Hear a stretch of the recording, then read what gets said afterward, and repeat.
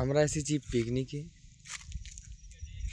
কালপাথর থেকে 3-4 কিলোমিটার দূরে এখানে যে নদীটার নাম তারকেশ্বর নদী। এইখানে আমরা পিকনিক করব।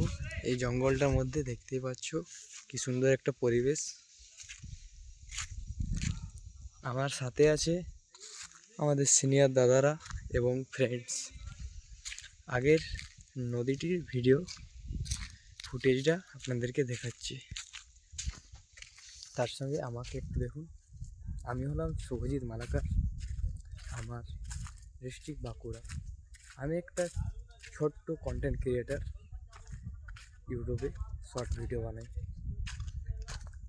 এখন যে একটা দৃশ্য আপনাদেরকে দেখাতে চলেছি, সেটা দেখে আপনারা একবার হলেও বলবেন না সত্যি জিনিসটা কিছু এত সুন্দর। বন্ধুরা, এখন আপনাদেরকে আমি একটা প্রকৃতির সৌন্দর্য দেখাচ্ছি। দেখুন,